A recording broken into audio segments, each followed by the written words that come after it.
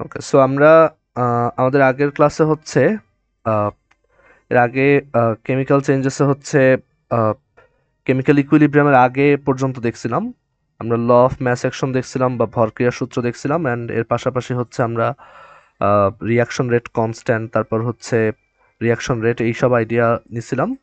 তো এখন হচ্ছে আমরা আজকে শুরু করব হচ্ছে কেপিকেসির টপিকটা। তোমাদের কলেজে হয়তো ওইগুলো দেখাইছে। তো আমরা আজকে যে জিনিসটা দিয়ে ডিসকাশন শুরু করব সেটাকে বলা হয় হচ্ছে কেমিক্যাল ইকুইলিব্রিয়াম বা রাসায়নিক সাম্যাবস্থা। কেমিক্যাল ইকুইলিব্রিয়াম বা বাংলায় হচ্ছে রাসায়নিক সাম্যাবস্থা। সো কেমিক্যাল ইকুইলিব্রিয়াম এই কথাটার মানে কি? তো কেমিক্যাল ইকুইলিব্রিয়াম এই কথাটা অ্যাপ্লিকেবল হচ্ছে রিভার্সিবল বা উভমুখী বিক্রিয়ার ক্ষেত্রে। যারা এর আগে আগের জিনিসগুলো মিস করছো তারাও আসলে ফলো করতে পারবা, প্রবলেম হবে না।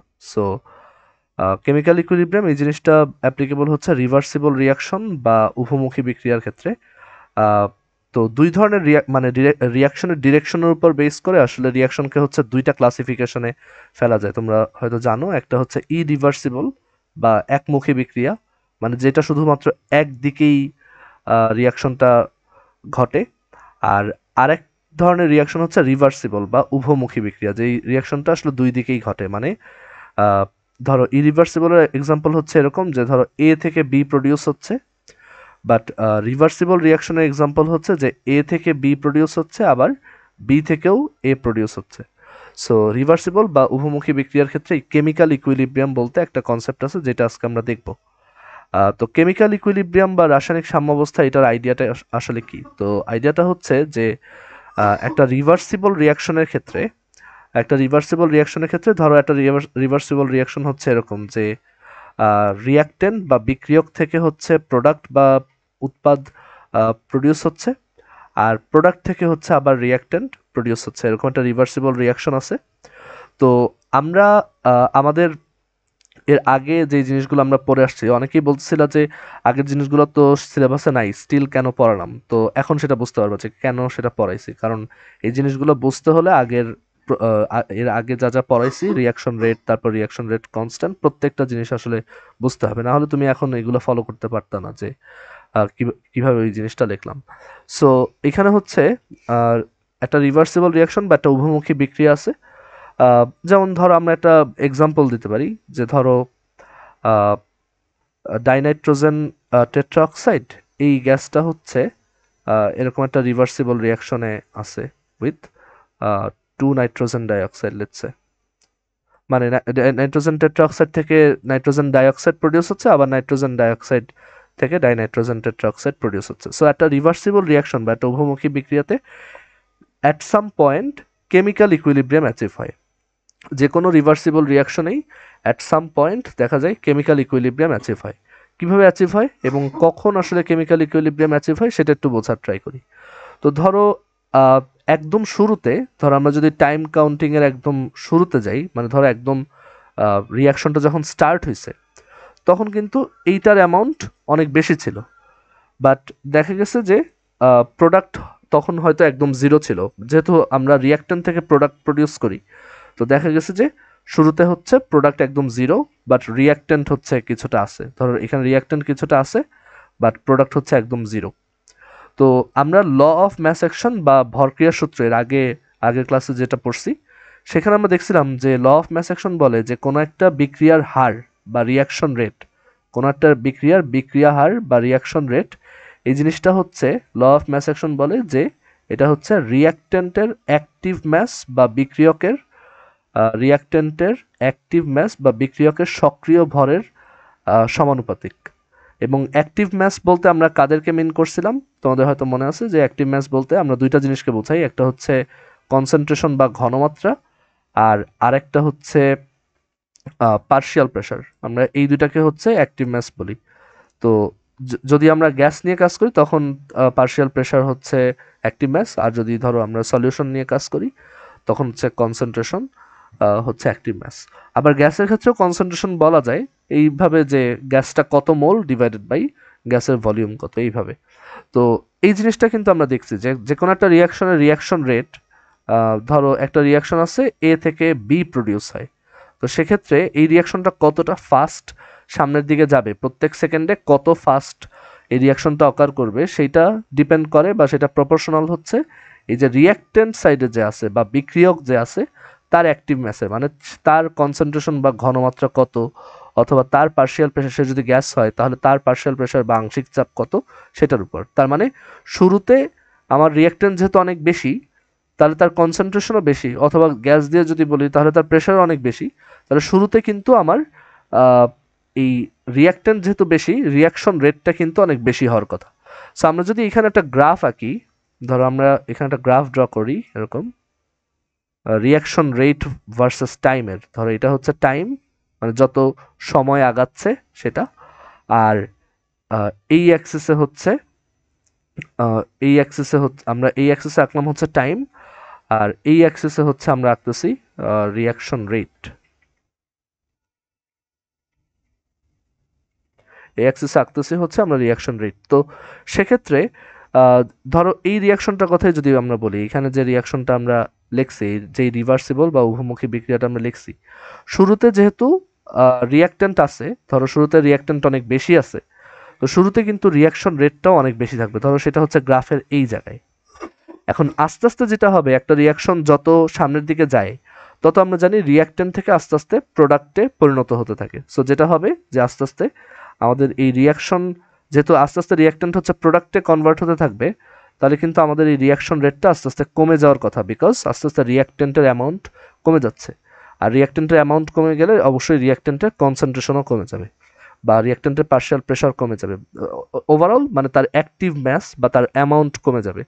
সো আস্তে আস্তে আমরা বুঝতে পারতেছি যে এই N2O4 থেকে ডাইনাইট্রোজেন টেট্রাঅক্সাইড থেকে নাইট্রোজেন ডাইঅক্সাইড, মানে N2O4 থেকে NO2 হওয়ার যে রিয়াকশনটা, এটা কিন্তু আস্তে আস্তে কি হবে, আস্তে আস্তে এই রিয়াকশনটা স্লো ডাউন হবে। আচ্ছা, সো এইখানে আমরা যে গ্রাফটা আঁকছি এটা হচ্ছে আমাদের ফরওয়ার্ড রিয়াকশন রেট, FRR, মানে সম্মুখ বিক্রিয়ার হার, ফরওয়ার্ড রিয়াকশন রেট, মানে বাম থেকে ডানে যাওয়ার যে রিয়াকশনটা, বাম থেকে ডানে যে রিয়াকশনটা যাচ্ছে সেটার রিয়াকশন রেট। এখন এটা যেহেতু একটা রিভার্সিবল রিয়াকশন, আমরা বলছি রিভার্সিবল রিয়াকশন হচ্ছে সেই রিয়াকশন যেটা আবার প্রোডাক্ট থেকে রিয়াক্টেন্টে পরিণত হতে পারে। তো এখানে চিন্তা করে দেখো যে প্রোডাক্ট থেকে যদি আবার রিয়াক্টেন্টে পরিণত হতে পারে, সেক্ষেত্রে শুরুতে কিন্তু প্রোডাক্ট একদমই ছিল না। সো শুরুতে কিন্তু কোনো প্রোডাক্ট রিয়াক্টেন্টে পরিণত হচ্ছিল না, মানে উল্টা দিকে আসতেছিল না। বাট যত আমার এই রিয়াকশনটা সামনের দিকে আগাইছে, দ্যাট ইজ N2O4 থেকে যত আমরা নাইট্রোজেন ডাইঅক্সাইড পাইছি, আস্তে আস্তে যেটা হয়েছে প্রোডাক্টের অ্যামাউন্টটা জিরো থেকে আস্তে আস্তে বাড়তে থাকছে। অ্যান্ড আমরা জানি এইটা বাড়তে থাকা মানে যেহেতু আমার রিভার্স রিয়াকশন বা উল্টা রিয়াকশনটা হচ্ছে 2NO2 থেকে N2O4 প্রডিউস হওয়া, মানে প্রোডাক্ট থেকে রিয়াক্টেন্টের দিকে আসা, তো সেই রিয়াকশনটা কিন্তু আস্তে আস্তে ফাস্টার হওয়ার কথা, কারণ উল্টা রিয়াকশনের ক্ষেত্রে এইটা কিন্তু আমার রিয়াক্টেন্ট, মানে এই রিয়াকশনের ফরওয়ার্ড রিয়াকশন আর ব্যাকওয়ার্ড রিয়াকশন যদি আমি একটু আলাদা করে লিখি, এই রিয়াকশনের ফরওয়ার্ড রিয়াকশন বা সম্মুখ বিক্রিয়াটা হচ্ছে N2O4 থেকে 2NO2 প্রডিউস হওয়া, আর এই রিয়াকশনের রিভার্স রিয়াকশন বা উল্টা বিক্রিয়াটা হচ্ছে 2NO2 থেকে N2O4 প্রডিউস হওয়া, 2NO2 থেকে N2O4 প্রডিউস হওয়া। সো একদম শুরুতে এইটা অনেক বেশি ছিল আর এইটা একদম জিরো ছিল। সো যেটা দেখা গেছে যে ফরওয়ার্ড রিয়াকশন রেটটা অনেক বেশি ছিল শুরুতে, বাট যত সময় গেছে যেহেতু এইটা আস্তে আস্তে এটাতে কনভার্ট হয়েছে, আস্তে আস্তে সেই রিয়াকশন রেটটা কিন্তু এরকম ড্রপ করছে, আমরা এখানে গ্রাফে দেখতে পাচ্ছি। আর আরেকটা ব্যাপার যেটা ঘটছে, যেহেতু আমরা বলতেছি যে এখানে উল্টা দিকের রিয়াকশনটাও ঘটে, এর জন্য এটা একটা রিভার্সিবল রিয়াকশন বা উভমুখী বিক্রিয়া। এখানে শুরুতে NO2 ছিল একদম জিরো, যত সময় গেছে আস্তে আস্তে NO2 কিন্তু জিরো থেকে আস্তে আস্তে কি হয়েছে, বাড়তেছে, আস্তে আস্তে NO2 জিরো থেকে অ্যামাউন্ট বেড়ে গেছে। অ্যান্ড আমরা বলছি যে এই উল্টা রিয়াকশনের ক্ষেত্রে NO2টাই কিন্তু আমার রিয়াক্টেন্ট। তো ল অফ ম্যাস অ্যাকশন, এই যে এখানে যেটা লিখছি ল অফ ম্যাস অ্যাকশন বা ভরক্রিয়া সূত্র, ল অফ ম্যাস অ্যাকশন বা ভরক্রিয়া সূত্র অনুযায়ী কিন্তু তাহলে যত এই NO2-র পরিমাণ বাড়বে, এই রিয়াকশনটার রেট কিন্তু তত বাড়ার কথা। একদম শুরুতে এটা জিরো ছিল, তখন রিয়াকশন রেটও জিরো ছিল, মানে কোনো প্রোডাক্ট রিয়াক্টেন্টে পরিণত হচ্ছিল না বা কোনো উল্টা দিকে রিয়াকশন হচ্ছিল না। বাট যত সময় গেছে, যেহেতু এটার অ্যামাউন্ট আস্তে আস্তে বাড়ছে, এই রিয়াকশনটা আস্তে আস্তে ফাস্টার অ্যান্ড ফাস্টার হয়েছে। সো সেইটার রিয়াকশন রেটটা যদি আমরা এখানে প্লট করি, সেটা দেখতে হবে সামথিং লাইক দিস, এরকম আস্তে আস্তে তার রিয়াকশন রেটটা এরকম বাড়ছে। একদম শুরুতে 0 ছিল, দেন আস্তে আস্তে এরকম রিয়াকশন রেটটা আস্তে আস্তে বাড়তে থাকছে। তো এইটা হচ্ছে আমাদের ব্যাকওয়ার্ড রিয়াকশন রেটের, আচ্ছা এখানে ফরওয়ার্ড আর ব্যাকওয়ার্ড আসলে এইভাবে বলা উচিত, ফরওয়ার্ড আর হচ্ছে ব্যাকওয়ার্ড রিয়াকশন। সো এইটা হচ্ছে আমাদের ব্যাকওয়ার্ড রিয়াকশন রেটের গ্রাফ। সবাই কি এই পর্যন্ত ফলো করতে পারছো? একটু রেসপন্ড করো তো, বুঝছো কিনা এই পর্যন্ত, চ্যাটে অথবা অডিওতে বলতে পারো। এই পর্যন্ত কি বোঝা গেছে? চ্যাট বক্সে একটু সবাই দেখো তো যে বুঝছো কিনা।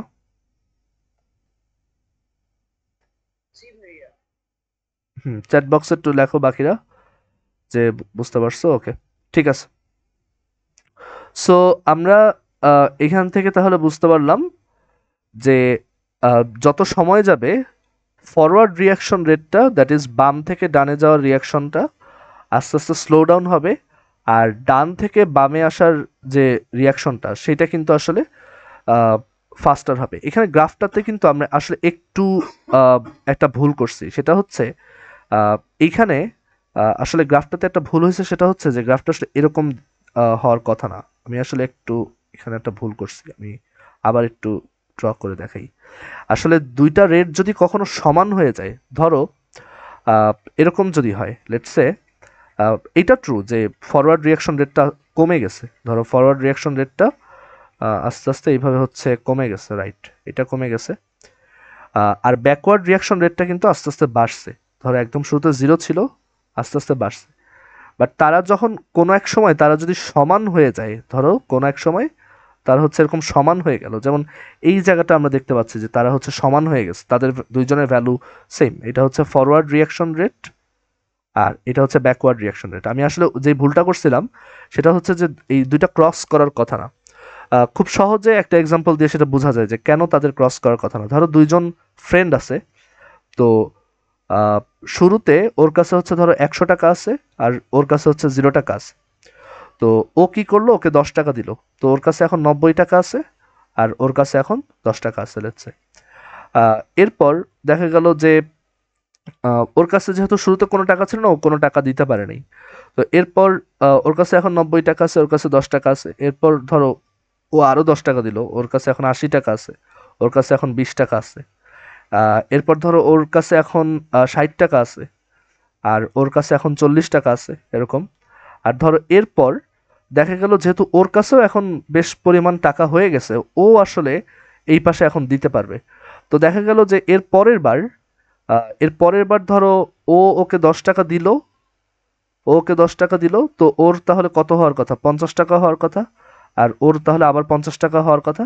বাট দেখা গেল ও আবার যেহেতু এখন ওরও একটু টাকা পয়সা হয়েছে, ও এখন আবার 10 টাকা ওকে ফেরত দিয়ে দিল। সো দেখা যাবে ওর আবার 60 টাকা হয়ে যাবে আর ওর আবার 40 টাকা হয়ে যাবে। এরপর ও আবার ধরো 10 টাকা দিল, বাট ও আবার যেহেতু ওই 10 টাকা ফেরত দিয়ে দিচ্ছে, দেখা যাবে যে ওদের কারোরই টাকার অ্যামাউন্ট কিন্তু এখন আর চেঞ্জ হচ্ছে না।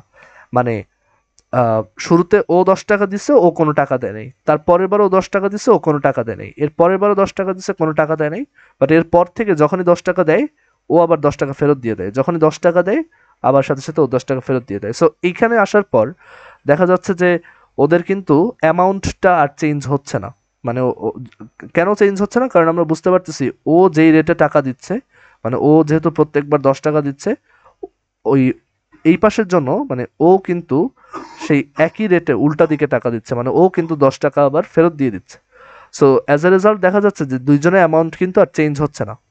সো একটা জায়গায় গিয়ে যদি কখনো ওদের রিয়াকশন রেট সমান হয়, তখন কিন্তু আসলে ওদের অ্যামাউন্টের আর চেঞ্জ হবে না। আর অ্যামাউন্ট যদি চেঞ্জ না হয়, অ্যাক্টিভ ম্যাসও আনচেঞ্জ থাকবে, ওদের রিয়াকশন রেটও একটা জায়গায় মানে এই জায়গার পর দেখা যাবে যে ফিক্সড হয়ে যাবে, দেখা যাবে যে দুইজনের রিয়াকশন রেটই এরকম ফিক্সড হয়ে যাবে।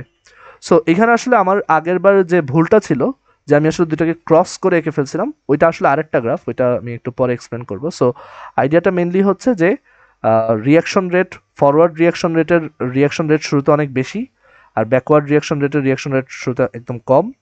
যত সময় গেছে আস্তে আস্তে রিয়াক্টেন্ট প্রোডাক্টে কনভার্ট হয়েছে, that's why forward reaction rate আস্তে আস্তে স্লো হয়েছে, আর ব্যাকওয়ার্ড রিয়াকশন রেট আস্তে আস্তে স্পিড, মানে স্পিড বেড়ে গেছে। একটা সময় গিয়ে যখন দুইজনের স্পিড ম্যাচ হয়ে গেছে, মানে যেই রেটে রিয়াক্ট্যান্ট থেকে প্রোডাক্ট প্রডিউস হয় ওই একই রেটে প্রোডাক্ট থেকে আবার রিয়াক্ট্যান্ট প্রডিউস হয়, যখন রেটটা সমান হয়ে গেছে তখন কিন্তু কারোরই আর স্পিড বাড়তেছে না, কারণ দুইজনেরই অ্যামাউন্ট এখন ফিক্সড হয়ে গেছে। সো এই যে যেই পয়েন্টে যাওয়ার পর ওদের রিয়াকশন রেট, মানে ফরওয়ার্ড রিয়াকশন রেট আর ব্যাকওয়ার্ড রিয়াকশন রেটটা সমান সমান হয়েছে। আচ্ছা, কারো যদি স্ক্রিন ঝাপসা দেখায়, আই থিঙ্ক এটা তোমার এন্ডের নেটের ইস্যু, তুমি পরে রেকর্ডিং দেখতে পারো, ঠিক আছে? বাকিরা কি ঠিক মতো দেখতে পারতেছো? একটু বলো তো, মানে স্ক্রিন কি ক্লিয়ারলি দেখা যাচ্ছে? ওকে, ঠিক আছে, ঠিক আছে, ওকে। সো সবাই কি এই জায়গাটা বুঝতে পারছি? আহ, যে যেখানে যাওয়ার পর দুইটা রিয়াকশন রেট সমান সমান হয়ে গেল, সেই জায়গাটাই হচ্ছে আসলে ইকুইলিব্রিয়াম বা রাসায়নিক সাম্যাবস্থা। সো কেমিক্যাল ইকুইলিব্রিয়াম বা রাসায়নিক সাম্যাবস্থা বলতে আমরা আসলে যেটাকে বুঝি, মানে রাসায়নিক সাম্যাবস্থা বা কেমিক্যাল ইকুইলিব্রিয়াম বলতে যেটা বোঝায়, যে এটা মানে হচ্ছে যখন ফরওয়ার্ড রিয়াকশন রেট বা সামনের মানে বাম থেকে ডানের যে বিক্রিয়াটা, সেটার যে সম্মুখমুখী যে বিক্রিয়াটা, তার যে হার, ফরওয়ার্ড রিয়াকশন রেটটা যখন ইকুয়াল টু হয়ে গেছে ব্যাকওয়ার্ড রিয়াকশন রেটের, যখন ইকুয়াল টু হয়ে গেছে ব্যাকওয়ার্ড রিয়াকশন রেট। আচ্ছা, এখন আমাকে বলো তো যে কেমিক্যাল ইকুইলিব্রিয়ামে বা সাম্যাবস্থায় আহ, এটা তো ট্রু যে রিয়াকশন রেট দুটো সমান, এর জন্যই গ্রাফটা দেখতে এরকম, যে ফরওয়ার্ড রিয়াকশন রেট কমতে কমতে একটা জায়গায় আসছে, ব্যাকওয়ার্ড রিয়াকশন রেট বাড়তে বাড়তে ওই জায়গাতেই গেছে, এবং দেন তারা আর কেউ চেঞ্জ হয় না এবং কখনো চেঞ্জ হবেও না। মানে আমরা যদি বাইরে থেকে এটাকে ডিস্টার্ব না করি, এটা এরকমই থাকবে, ইকুইলিব্রিয়ামেই থাকবে। মানে ওই দুইজন যদি ধরো 10 টাকা একজন আরেকজনকে দেয়, আবার ওই পাশের জন্য 10 টাকা ফেরত দিয়ে দেয়, তাহলে কিন্তু কখনোই আসলে ওদের ইকুইলিব্রিয়ামটা ব্রেক হবে না, দেখা যাবে যে ওরা একটা জায়গায় স্টেবল হয়ে গেছে। এখন তোমাদের কাছে কোশ্চেন, ধরো তোমার কি মনে হয় যে কেমিক্যাল ইকুইলিব্রিয়াম বা সাম্যাবস্থায়, এটা একটু চ্যাটে অ্যান্সার করো, ঠিক আছে? বাকিরাও যাতে একটু চিন্তা করার সুযোগ পায়। তো কেমিক্যাল ইকুইলিব্রিয়াম বা সাম্যাবস্থায় তোমার কি মনে হয় যে রিয়াক্টেন্ট বা বিক্রিয়কের যে অ্যামাউন্ট, বা ধরো আমরা কনসেন্ট্রেশন বলি, ঘনমাত্রা, সেটা কি প্রোডাক্টের কনসেন্ট্রেশনের সমান নাকি সমান না? একটু চ্যাটে লেখো, এটা মাইক অন করে বলো না। তোমার কি মনে হয় যে কেমিক্যাল ইকুইলিব্রিয়ামে বা রাসায়নিক সাম্যাবস্থায় আহ, বিক্রিয়ক আর উৎপাদের পরিমাণ বা ঘনমাত্রা কি সমান সমান নাকি তারা আলাদা হতে পারে?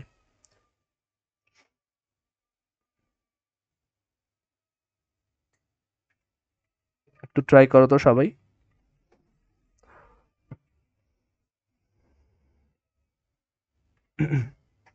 আচ্ছা, গুড। সো এখানে বেশিরভাগ অ্যান্সারই আমি দেখতে পাচ্ছি হইছে যে ইকুয়াল হইতেও পারে নাও পারে, মানে সেম হইতে পারে বাট নট নেসেসারি। যেমন আগের এক্সাম্পলটাই চিন্তা করো, যে যেই দুই বন্ধু টাকা চালাচালি করতেছিল, ধরো দেখা গেছে যে যখন ওর 60 টাকা হয়েছে আর ওর যখন 40 টাকা হয়েছে, তখন দুইজনের রেটটা সমান হয়ে গেছে, মানে তখন ও ওকে 10 টাকা দেয়, আবার ও ওকে আবার 10 টাকা ফেরত দিয়ে দেয়। তো দেখা গেছে এই সময় কিন্তু ওদের যে অ্যামাউন্ট বা ওদের যে, ধরো এটাকেই আমরা বলতে পারি কনসেন্ট্রেশন, বা ওদের যে টাকার পরিমাণ, সেটা কিন্তু ফিক্সড হয়ে গেছে, সেটা কিন্তু চেঞ্জ হচ্ছে না। কিন্তু তার মানে কিন্তু এই না যে ওদের টাকার পরিমাণ সমান। এই যে দেখো, ওর আছে 60 টাকা, ওর আছে 40 টাকা, এই দুটা কিন্তু সমান না। সমান হইতে পারতো, বাট সমান না, সব সময় সমান না। এবং এখানে আসলে যে জিনিসটা সমান সেটা হচ্ছে যেই হারে একজন আরেকজনকে দেয়, মানে যেমন 10 টাকা দেয় আবার ও 10 টাকা ফেরত দেয়, এইটা সমান। কিন্তু ওদের ঘনমাত্রা যে সমান বা অ্যামাউন্ট যে সমান, তা কিন্তু না। সো এটা নট নেসেসারি যে এটা সমান সমান হবে। তো এটার উপর বেস করে আমরা 3 ধরনের কেমিক্যাল ইকুইলিব্রিয়ামের গ্রাফ এখন ড্র করব, তাহলে তুমি বুঝতে পারবা যে আসলে আমি কি মিন করছি। এটা হচ্ছে কেমিক্যাল ইকুইলিব্রিয়ামের একটা গ্রাফ। এই গ্রাফটা হচ্ছে বিক্রিয়ার হার বনাম সময় বা রিয়াকশন রেট ভার্সেস টাইম। এখানে এই জায়গায় হচ্ছে ইকুইলিব্রিয়াম অ্যাচিভ হয়েছে, এই যে এই পয়েন্ট বরাবর। সবাই একটু ক্লাসে রেসপন্ড করার ট্রাই করো এসে চ্যাট বক্সে, তাহলে আমার জন্য বুঝতে সুবিধা হবে যে তুমি ক্লাস ফলো করতে পারছো। আচ্ছা, সো আমরা এবার আরো 3টা ডিফারেন্ট ডিফারেন্ট গ্রাফ দেখি, তোমরা বলবা যে কোথায় ইকুইলিব্রিয়াম অ্যাচিভ হয়েছে। তো ধরো আমি একটা গ্রাফ আঁকবো, এবার আমি কিন্তু reaction rate versus time graph আঁকবো না, এবার আমি যে গ্রাফটা আঁকবো সেটা হচ্ছে ঘনমাত্রা বনাম সময়, মানে কনসেন্ট্রেশন ভার্সেস টাইম গ্রাফ আঁকবো। কনসেন্ট্রেশন বা হচ্ছে ঘনমাত্রা বনাম সময় বা টাইম, এই গ্রাফটা আঁকবো। তো আমরা কমন সেন্স দিয়ে বুঝতে পারি যে আস্তে আস্তে রিয়াক্টেন্টের অ্যামাউন্ট কমে, প্রোডাক্টের অ্যামাউন্ট বাড়ে। সো সেই গ্রাফটা দেখতে এরকম হওয়ার কথা, যে আস্তে আস্তে রিয়াক্টেন্টের ঘনমাত্রা এরকম কমে গেল, বা বিক্রিয়কের ঘনমাত্রা আস্তে আস্তে কমে গেল, আর প্রোডাক্টের ঘনমাত্রা আস্তে আস্তে বেড়ে গেল। প্রোডাক্টের ঘনমাত্রা হচ্ছে আস্তে আস্তে এরকম বেড়ে গেল, লেটস সে। আচ্ছা, এখন তোমাদের কাছে আমার কোশ্চেন, এই যে উপরেরটা হচ্ছে রিয়াক্ট্যান্টের কনসেন্ট্রেশন বা বিক্রিয়কের ঘনমাত্রা, আর নিচেরটা হচ্ছে মানে এই যে এটা প্রোডাক্টের কনসেন্ট্রেশন বা উৎপাদের ঘনমাত্রা। দেখা যাচ্ছে যে একটা আস্তে আস্তে কমছে সময়ের সাথে সাথে, আর একটা আস্তে আস্তে বাড়ছে। এখন তোমাদের কাছে আমার কোশ্চেন হচ্ছে, ধরো আমি এখানে কয়েকটা পয়েন্ট আঁকি, যেমন এই পয়েন্টটার নাম দিলাম এ, তারপর এই জায়গাটার নাম দিলাম হচ্ছে বি, আর এই জায়গাটার নাম দিলাম হচ্ছে সি। এখন তোমরা আমাকে বলার ট্রাই করো তো যে এখানে কোন জায়গায় আসলে ইকুইলিব্রিয়াম অ্যাচিভ হয়েছে, এ তে নাকি বি তে নাকি সি তে? একটু চ্যাট বক্সে লিখবা এখানে এই তিনটা লাইনের মধ্যে কোথায় ইকুইলিব্রিয়াম অ্যাচিভ হয়েছে।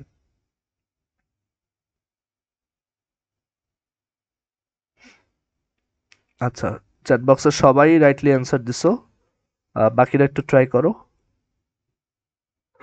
তালহা, তারপর নাজিফ, তোমরা একটু ট্রাই করো।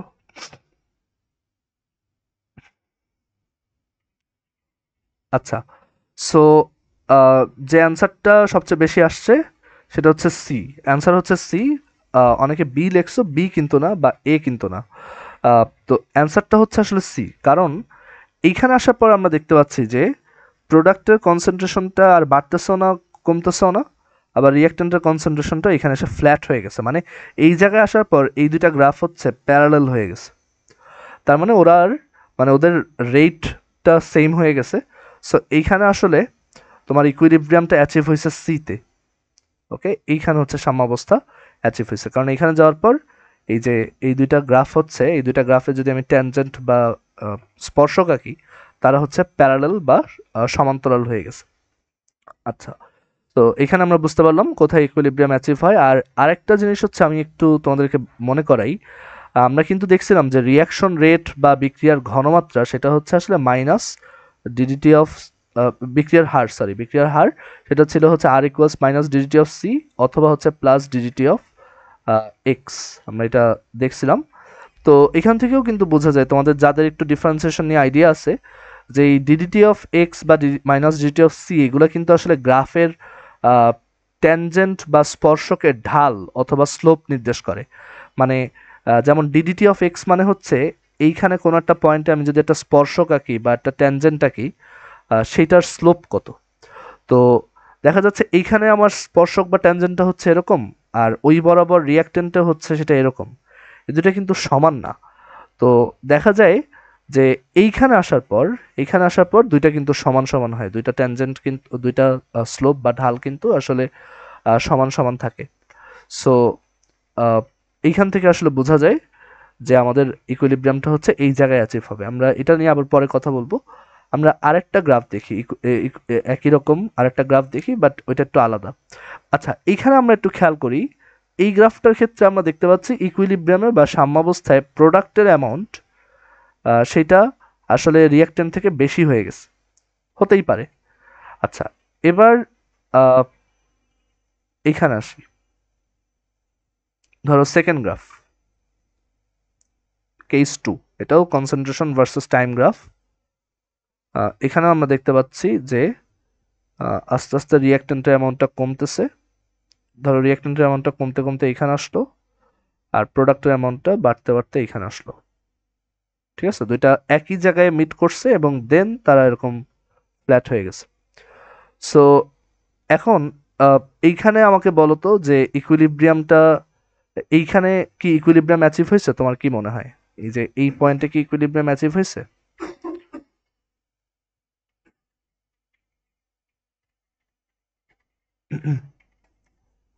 এখানে কি ইকুইলিব্রিয়াম অ্যাচিভ হয়েছে নাকি হয় নাই, মানে যেখানে দুইজনের রিয়াকশন কনসেন্ট্রেশন বা ঘনমাত্রাটা হচ্ছে সেম হয়ে গেছে এবং তারপর তারা ফ্ল্যাট হয়ে গেছে। আচ্ছা, সো চ্যাটে অ্যান্সার দিছো হইছে, রাইট। সো এখানে কিন্তু আসলে ইকুইলিব্রিয়াম বা সাম্যাবস্থা অ্যাচিভ হইছে, বিকজ দেখা যাচ্ছে যে ওই পয়েন্টের পরে ওদের কিন্তু আর অ্যামাউন্টের কোনো চেঞ্জ হয় নাই। দ্যাট ইজ এইখানে আসার পর তারা কিন্তু ফ্ল্যাট হয়ে গেছে, দ্যাট ইজ প্রোডাক্টও আর বাড়তেছে না, রিয়াক্ট্যান্টও আর বাড়তেছে না। সো এখান থেকে আমি বুঝতে পারি যে এখানে অবশ্যই ইকুইলিব্রিয়াম অ্যাচিভ হয়েছে। ওকে, আচ্ছা, লাস্ট কেস। এবং এখানে আমি আরেকটা জিনিস বুঝলাম যে এখানে ইকুইলিব্রিয়ামে যে স্পেশাল ঘটনাটা ঘটছে সেটা হচ্ছে প্রোডাক্টের অ্যামাউন্টটা কনসেন্ট্রেশনটা রিয়াক্ট্যান্টের কনসেন্ট্রেশনের সমান হয়েছে, বা অ্যাক্টিভ ম্যাস সমান হয়েছে আর কি। আচ্ছা, আমাদের লাস্ট কেস সেটা হচ্ছে এরকমও হতে পারতো, কারো যদি ইন্টারনেটে ইস্যু থাকে তুমি একটু মোবাইল ডাটাতে সুইচ করে দেখো, অথবা তুমি হচ্ছে পরে একটু রেকর্ডিংটা দেখে নিও, আমি রেকর্ডিং রাখতেছি, সো প্রবলেম হবে না। আচ্ছা, সো এখানে আমরা কনসেন্ট্রেশন ভার্সেস টাইম গ্রাফ দেখব পরেরটা, যে এরকম হতে পারে যে রিয়াক্টেন্ট আস্তে আস্তে রিয়াক্টেন্টের অ্যামাউন্ট কমে গেছে আর প্রোডাক্টের অ্যামাউন্ট আস্তে আস্তে বাড়ছে, কিন্তু বাড়া সত্ত্বেও সেটা দেখা গেছে যে রিয়াক্টেন্টের সমান হতে পারেনি, মানে রিয়াক্টেন্ট স্টিল বেশি রয়ে গেছে, ঠিক আছে। আচ্ছা, এখন এইখানে কোথায় ইকুইলিব্রিয়াম অ্যাচিভ হয়েছে আমাকে একটু বলার ট্রাই করো। ধরো এই একটা জায়গা, তারপর হচ্ছে এই একটা জায়গা, এই দুটার মধ্যে ইকুইলিব্রিয়াম কোথায় অ্যাচিভ হয়েছে সেটা একটু বলার ট্রাই করো। এবং নাকি এখানে কোনো ইকুইলিব্রিয়ামই অ্যাচিভ হয় নাই, তোমার কি মনে হয় এখানে এতে ইকুইলিব্রিয়াম অ্যাচিভ হয়েছে নাকি বিতে ইকুইলিব্রিয়াম অ্যাচিভ হয়েছে নাকি ইকুইলিব্রিয়ামই অ্যাচিভ হয় নাই, তোমার কি মনে হয়?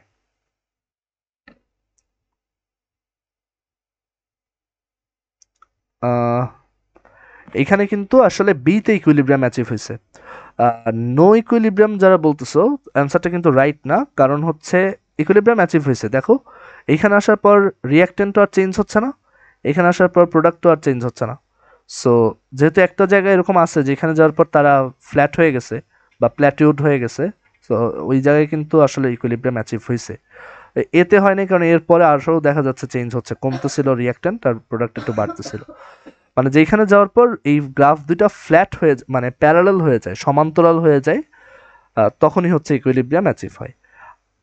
এই তিনটা গ্রাফ, এই গ্রাফটার এই যে এইখানে আমরা দেখতে পাচ্ছি যে রিয়াক্টেন্টের অ্যামাউন্টটা কিন্তু আসলে ইকুইলিব্রিয়ামে প্রোডাক্ট থেকে বেশি।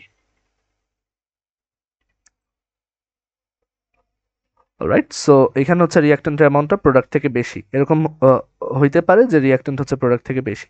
এখন অনেকে যেটা নিয়ে কনফিউজ থাকে যে এই যে চারটা গ্রাফ আঁকলাম, চারটা গ্রাফ কিন্তু আসলে এক না, এবং চারটা গ্রাফই কিন্তু ইকুইলিব্রিয়ামের গ্রাফ। এই গ্রাফে এই জায়গায় হচ্ছে ইকুইলিব্রিয়াম অ্যাচিভ হয়েছে, এই গ্রাফে এই জায়গায় হচ্ছে ইকুইলিব্রিয়াম অ্যাচিভ হয়েছে, এই গ্রাফে এই জায়গায় হচ্ছে ইকুইলিব্রিয়াম অ্যাচিভ হয়েছে। বাট এই তিনটা গ্রাফ কিন্তু ঘনমাত্রা বনাম সময় গ্রাফ, মানে কনসেন্ট্রেশন ভার্সেস টাইম গ্রাফ। ওকে, এগুলা কিন্তু কনসেন্ট্রেশনকে ডিপিক্ট করতেছে, এবং এই টাইপের গ্রাফগুলো আমরা দেখি যে কোথায় রিয়াক্টেন্ট আর প্রোডাক্টের যে অ্যামাউন্টটা সেটা প্যারালেল হয়ে গেছে, মানে তারা আর চেঞ্জ হচ্ছে না। কিন্তু আগের গ্রাফটা এটা কিন্তু আলাদা, এটা কিন্তু reaction rate versus time graph, মানে এখানে কিন্তু অবশ্যই মিট করতে হবে। এখানে কিন্তু ফরওয়ার্ড রিয়াকশন রেট আর ব্যাকওয়ার্ড রিয়াকশন রেট অবশ্যই যেইখানে মিট করে সেই জায়গাটাই হচ্ছে ইকুইলিব্রিয়াম। এখানে কিন্তু এরকম গ্রাফ পসিবল না, বা এরকম হলে কিন্তু ইকুইলিব্রিয়াম অ্যাচিভ হয় নাই যে ফরওয়ার্ড রিয়াকশন রেট এরকম আর ব্যাকওয়ার্ড রিয়াকশন রেট এরকম, তাহলে কিন্তু ইকুইলিব্রিয়াম অ্যাচিভ হয়েছে বলবো না, কারণ এখানে এক্স্যাক্টলি সমান হইতে হবে। ঠিক আছে, তো সবাই এই পর্যন্ত বুঝতে পারছি? সবার এই পর্যন্ত ক্লিয়ার যে ইকুইলিব্রিয়াম কিভাবে চিন্তা হবে?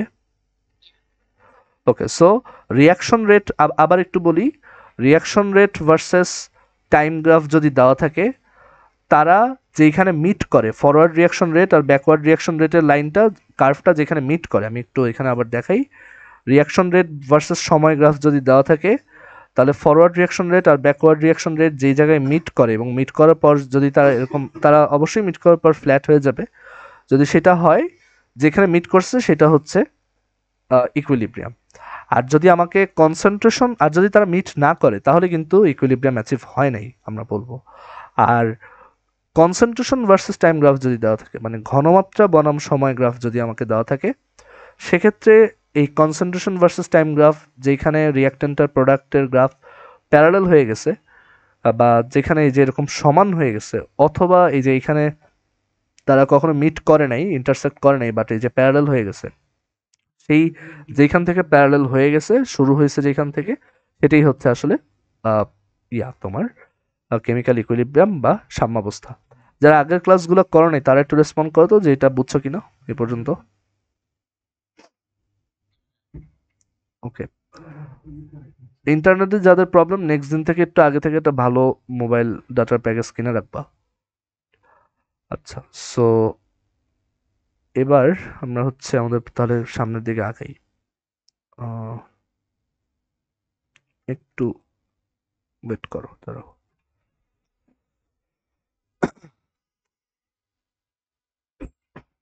ওকে, সো আমরা এখান থেকে তাহলে বুঝলাম যে একটা গ্রাফ থেকে কিভাবে কেমিক্যাল ইকুইলিব্রিয়াম বা রাসায়নিক সাম্যাবস্থা করা যায়, আইডেন্টিফাই করা যায়। সো এই কেমিক্যাল ইকুইলিব্রিয়ামের কিছু ক্যারেক্টারিস্টিক্স বা বৈশিষ্ট্য আছে, কিছু ক্যারেক্টারিস্টিক্স বা হচ্ছে বৈশিষ্ট্য আছে।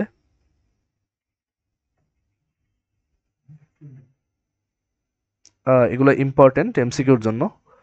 তো প্রথমটা হচ্ছে যে কেমিক্যাল ইকুইলিব্রিয়াম প্রথম ক্যারেক্টারিস্টিক্স হচ্ছে যে এটা খুব স্টেবল, এটা খুব স্থিতিশীল। মানে একবার যদি কেমিক্যাল ইকুইলিব্রিয়াম অ্যাচিভ হয়ে যায়, তাহলে ও কেমিক্যাল ইকুইলিব্রিয়ামেই থাকে। একটা রিভার্সিবল রিয়াকশন বা বহুমুখী বিক্রিয়া যদি কেমিক্যাল ইকুইলিব্রিয়াম অ্যাচিভ করে, ও ওইখানেই থাকে। এবং এটা স্টেবল এই সেন্সে যে এটাকে হচ্ছে আমরা টেম্পারেচার, তারপর হচ্ছে প্রেশার, তারপর হচ্ছে কনসেন্ট্রেশন, এইগুলার কিন্তু আসলে কেমিক্যাল ইকুইলিব্রিয়ামকে ডিসরাপ্ট করার কোনো ওয়ে, মানে ডিসরাপ্ট করার কোনো পাওয়ার নেই। মানে ওরা একটা কেমিক্যাল ইকুইলিব্রিয়ামকে একটু লেফটে বা রাইটে শিফট করতে পারে, বাট কেমিক্যাল ইকুইলিব্রিয়ামটা ভেঙে যাবে না, মানে কেমিক্যাল ইকুইলিব্রিয়াম থাকবে। ঠিক আছে, সো এগুলোর উপরেও কিন্তু আসলে এগুলো দ্বারাও কিন্তু হয় না, মানে জাস্ট শিফট হয়, বাট এগুলোর কারণে কেমিক্যাল ইকুইলিব্রিয়ামই একদম নষ্ট হয়ে গেল সেটা হয় না। মানে ওরা হচ্ছে ওকে ইনফ্লুয়েন্স করতে পারে আর কি। ঠিক আছে, আহ, এবার আরেকটা জিনিস হচ্ছে যে কেমিক্যাল ইকুইলিব্রিয়াম আসলে দুই সাইড থেকেই অ্যাচিভ করা যায়, মানে এটা achievable from both sides, achievable from both sides.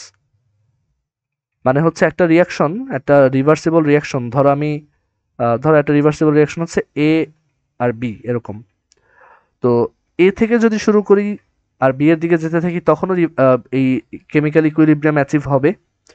আবার বি থেকে যদি শুরু করি, ধরো আমি শুরুই করলাম বি দিয়ে, তখন বি থেকে যদি আস্তে আস্তে এর দিকে যেতে থাকে, সেক্ষেত্রেও কেমিক্যাল ইকুইলিব্রিয়াম অ্যাচিভ হবে। দ্যাট ইজ, সেক্ষেত্রে একটা সময় কেমিক্যাল ইকুইলিব্রিয়াম পাওয়া যাবে। আস্তে আস্তে বি থেকে এ প্রডিউস হবে, আবার এ থেকে বি প্রডিউস হওয়া শুরু করবে, দেখা যাবে যে আবার কেমিক্যাল ইকুইলিব্রিয়াম অ্যাচিভ হবে। ঠিক আছে, আচ্ছা, সো এইটা গেল সেকেন্ড ক্যারেক্টারিস্টিক্স। তারপর থার্ড ক্যারেক্টারিস্টিক্স হচ্ছে যে কেমিক্যাল ইকুইলিব্রিয়াম কিন্তু আসলে একটা ডাইনামিক স্টেট বা একটা গতিশীল অবস্থা। এইটা সিকিউর জন্য বা এটা পরীক্ষার জন্য সবচেয়ে বেশি ইম্পর্টেন্ট। ডাইনামিক স্টেট কেন, সেটা বোঝাই যায় যে কেমিক্যাল ইকুইলিব্রিয়ামে কিন্তু একটা রিয়াকশন থেমে গেছে এমন না, রিয়াকশন কিন্তু চলতেছে। যেমন আমরা ওই যে যেই এক্সাম্পলটা দিয়েছিলাম, দুই ফ্রেন্ড, তারা কিন্তু এমন না যে টাকা চালাচালি অফ করে দিছে। তারা কি করছে, তার যখন 60 টাকা ছিল আর এর যখন 40 টাকা ছিল, তখন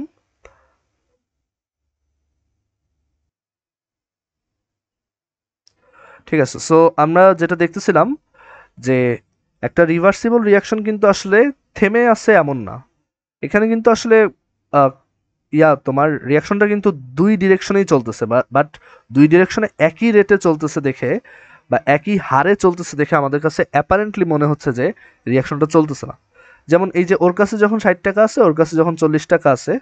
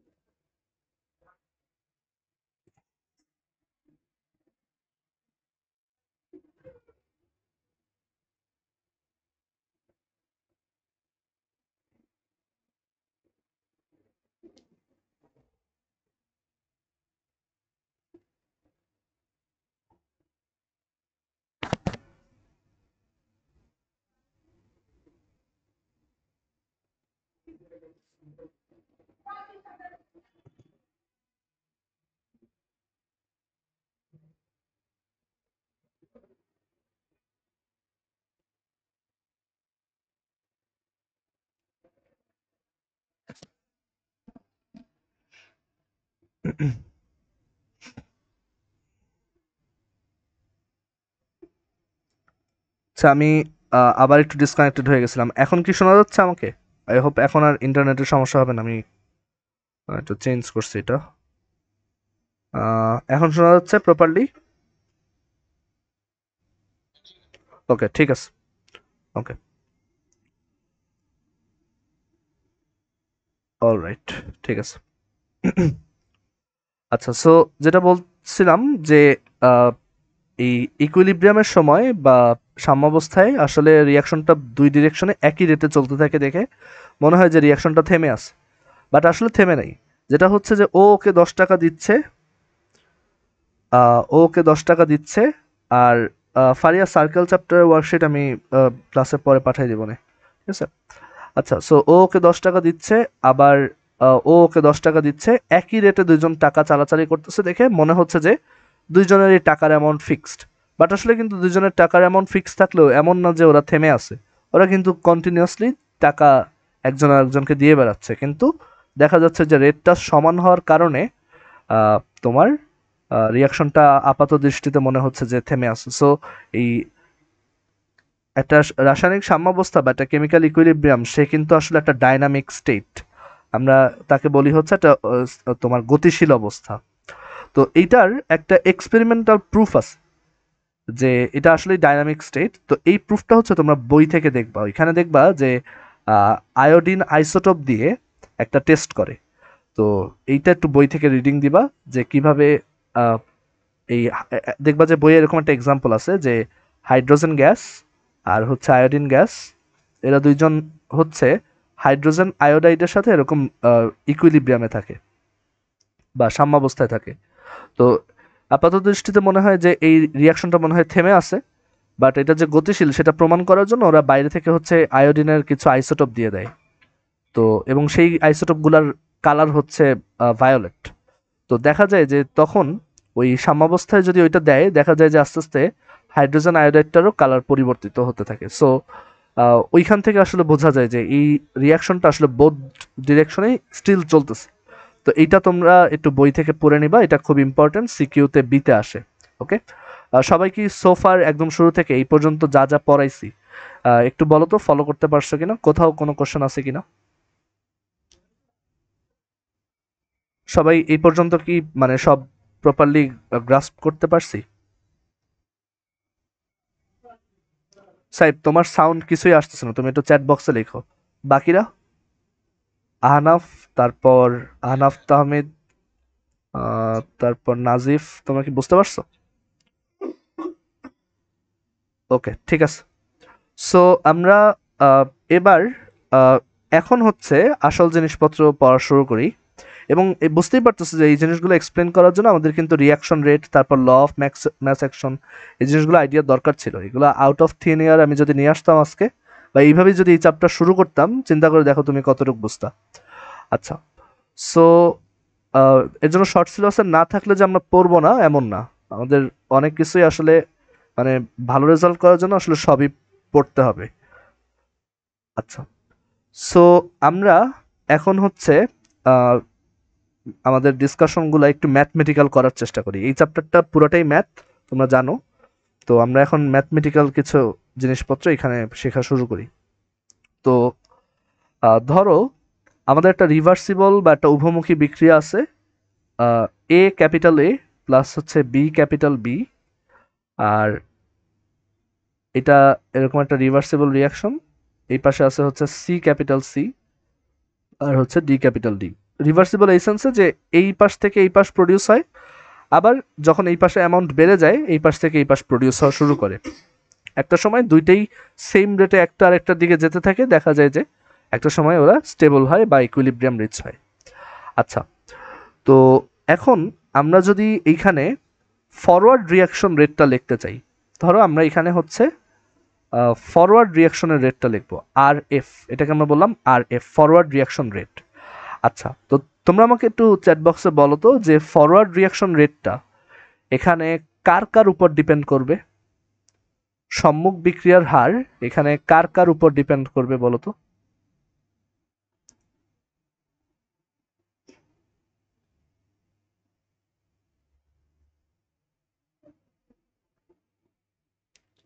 রাইট, চ্যাট বক্সে লেখছো এখানে সম্মুখ বিক্রিয়া বা ফরওয়ার্ড রিয়াকশনটা কিন্তু আসলে রিয়াক্ট্যান্ট এ আর বির উপর ডিপেন্ড করবে, আহ, মানে তাদের কনসেন্ট্রেশনের উপর ডিপেন্ড করবে। সো আমরা ল অফ ম্যাস অ্যাকশন থেকে জানি এটা হচ্ছে concentration of A to the power A, to the power কেন দিচ্ছি, এই যে এখানে সামনে এ আছে, আর হচ্ছে concentration of B to the power B, এদের উপর ডিপেন্ড করবে। এবং আমরা জানি এখানে কিন্তু একটা রিয়াকশন রেট কনস্ট্যান্ট আসে কে এফ, এটাকে আমরা নাম দিলাম কে এফ, যেহেতু এটা সম্মুখ বিক্রিয়া বা ফরওয়ার্ড রিয়াকশন।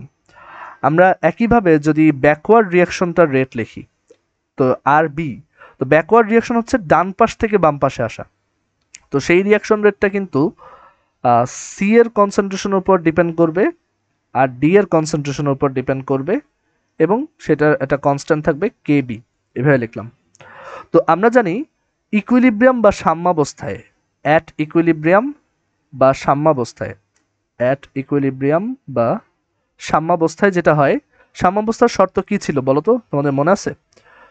ইকুইলিব্রিয়াম বা সাম্যাবস্থার শর্তটা কি ছিল? একটু চ্যাট বক্সে লেখো তো যে সাম্যাবস্থার শর্তটা কি ছিল, কখন ইকুইলিব্রিয়াম অ্যাচিভ হয়? যখন দুইটা রেট সমান হয়, রাইট, মানে যখন আর এফ আর বির সমান হয়। তো আমরা জানি যে ইকুইলিব্রিয়ামে আর এফ ইকুয়ালস হচ্ছে R B, at equilibrium R F is equal to R B. Okay, so R F equals R B হলে দেখো আর এফ হচ্ছে K F into A to the power A into হচ্ছে capital B to the power B equals R B হচ্ছে K B C to the power C into হচ্ছে D to the power D, এরকম। এইটা হচ্ছে সাম্যাবস্থায় হবে।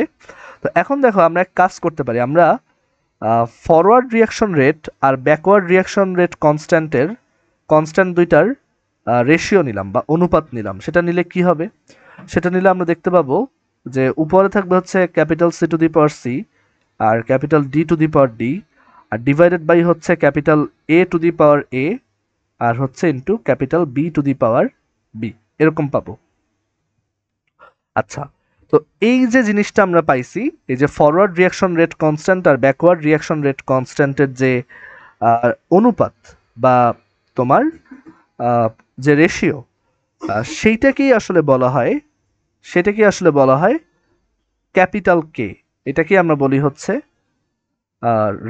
তোমার equilibrium constant বা সাম্য ধ্রুবক, এটাকে আমরা বলি হচ্ছে ইকুইলিব্রিয়াম কনস্ট্যান্ট বা হচ্ছে সাম্য ধ্রুবক।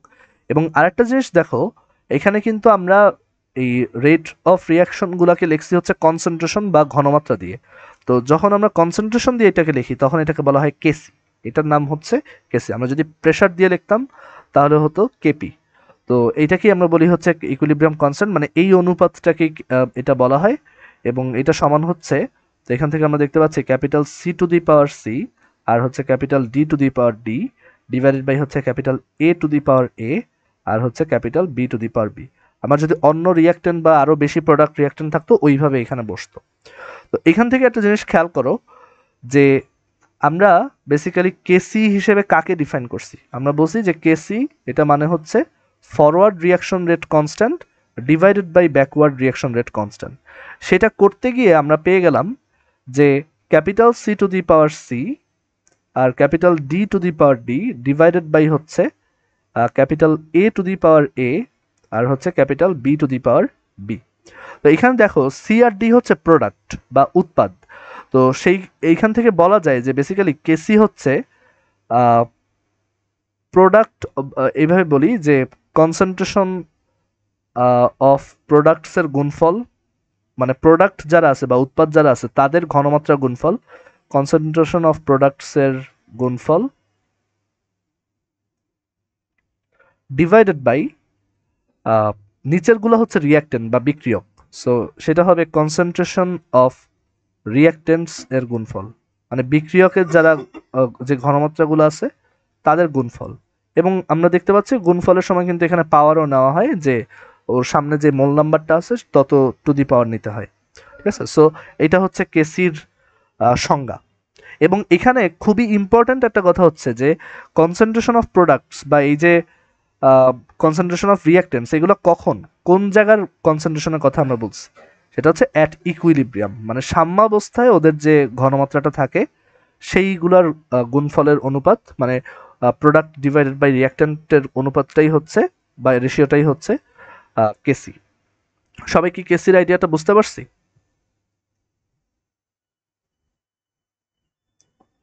সবাই একটু রেসপন্ড করো যে কেসি কি, এটা কি বোঝা গেছে? কেসির দুইটা আইডিয়া, কেসি হচ্ছে কেএফ বাই কেবি, অথবা কেসি হচ্ছে প্রোডাক্টের কনসেন্ট্রেশনের গুণফল ডিভাইডেড বাই রিঅ্যাক্ট্যান্টের কনসেন্ট্রেশনের গুণফল।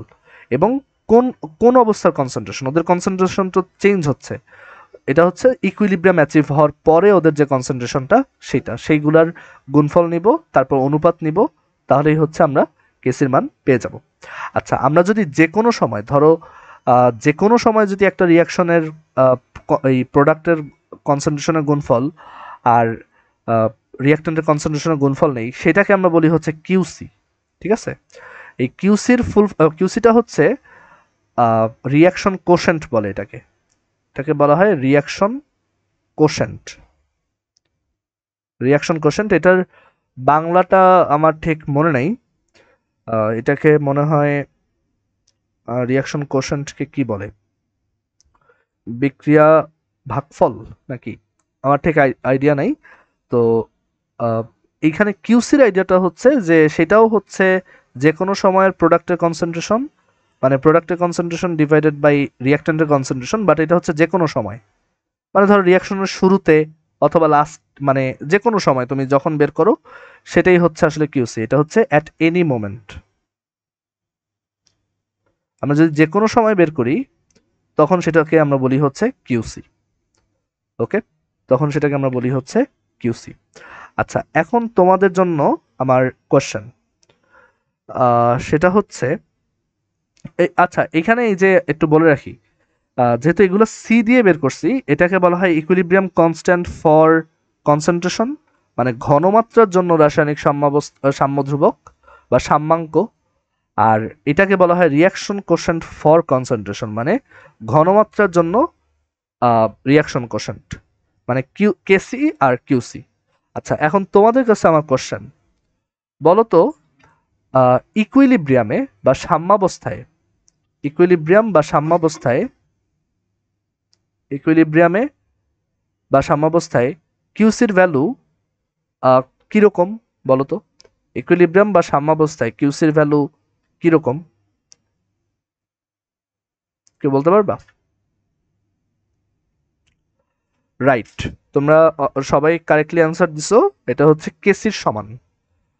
ইকুইলিব্রিয়ামে কিন্তু আসলে কিউসিটাই কি হয়ে যায়, কেসি। ঠিক আছে, সো আমরা এখানে লিখতে পারি যে কিউসি হচ্ছে আসলে ইকুইলিব্রিয়ামে কেসি সমান, মানে সাম্যাবস্থায় যেটা হচ্ছে কিউসি সেটাকে হচ্ছে আমরা কেসি বলি। আচ্ছা, এবার তোমরা বলো তো যে ধরো কিউসি বা কেসি, আমরা দেখতে পাচ্ছি কিউসি হচ্ছে বেসিক্যালি, মানে সহজ সূত্রটা কি, প্রোডাক্ট ডিভাইডেড বাই রিঅ্যাক্ট্যান্ট, মানে উৎপাদ ডিভাইডেড বাই বিক্রিয়ক। তো তোমরা এখন চিন্তা করে দেখো, যদি এরকম হয় যে কিউসির ভ্যালু হচ্ছে লেস দ্যান কেসি, এইটা কি ইন্ডিকেট করে একটু চিন্তা করে দেখো তো। মানে ধরো কোনো এক, ধরো তুমি একটা রিয়াকশনের কেসির মান আগে থেকে জানো, এখন ওই রিয়াকশনটা যখন চলতেছিল কোনো এক সময় রিয়াকশনটাকে পজ করে তুমি হচ্ছে ওর কিউসির ভ্যালু বের করলা, দেখলা যে কিউসিটা হচ্ছে কম, কেসি যত তার থেকে কম। তো এইটা আসলে কি ইন্ডিকেট করে, তুমি কি চিন্তা করে বলতে পারবা? কিউসি হচ্ছে কেসি থেকে কম, এটা কি ইন্ডিকেট করে?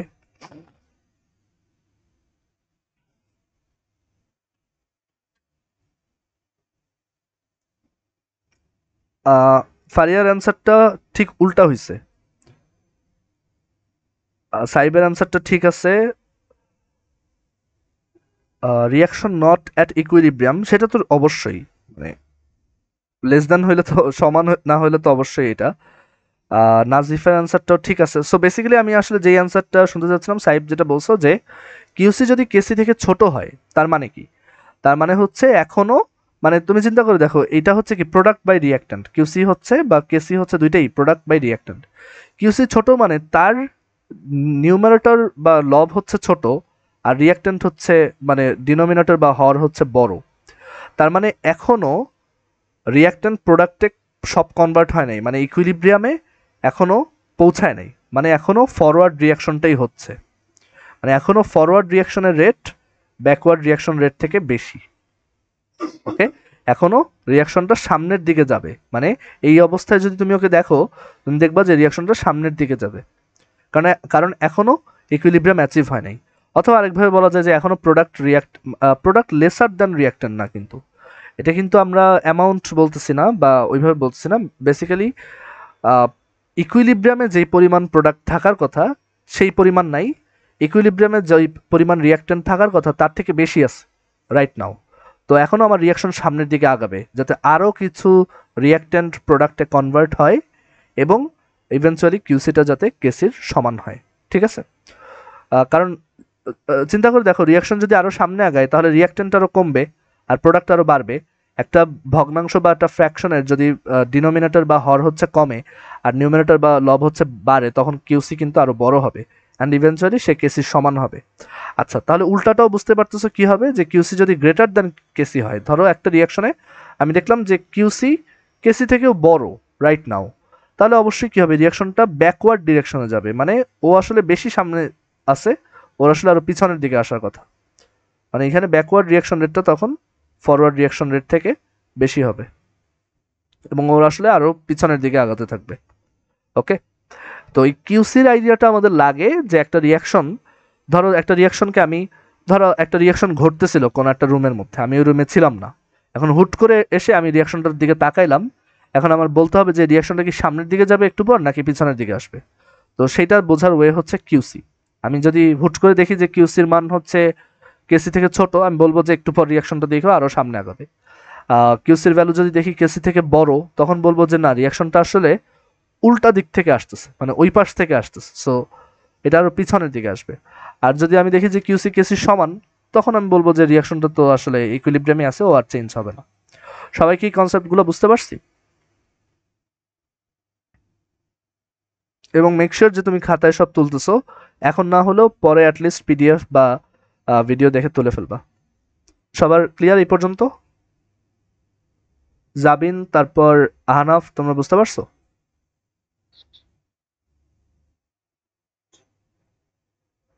আচ্ছা, ঠিক আছে। সো আমরা তাহলে এখন হচ্ছে কেপির আইডিয়াতে আসি। বুঝতেই পারতেছে KP exactly same, just active ম্যাচটা হচ্ছে ল অফ ম্যাচ অ্যাকশনে যে আমরা অ্যাক্টিভ ম্যাচটা নেই, সেটা হচ্ছে এখন ইয়া হবে তোমার আহ, তোমার প্রেসার দিয়ে হবে। সো কেপি হবে বেসিক্যালি এটা, যে ধরো এবার হচ্ছে সব গ্যাস আছে এরকম, এ একটা গ্যাস, তারপর বি একটা গ্যাস,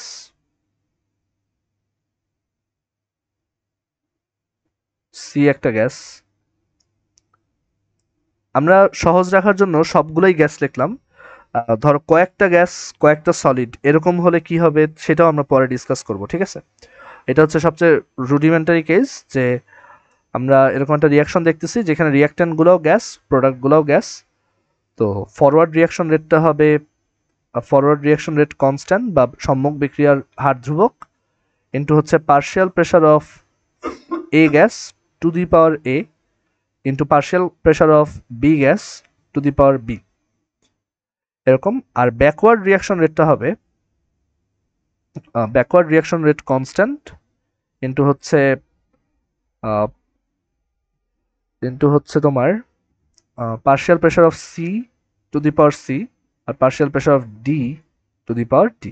অ্যান্ড ইকুইলিব্রিয়ামে আমরা জানি যে সাম্যাবস্থায় যেটা হয়,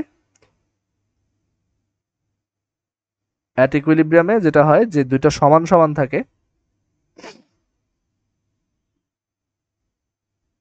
অ্যান্ড সেখান থেকে হচ্ছে আমরা লিখতে পারি যে kf partial pressure of a to the power a partial pressure of b to the power b is equal to হচ্ছে kb আর হচ্ছে partial pressure of c to the power c R partial pressure of d to the power d।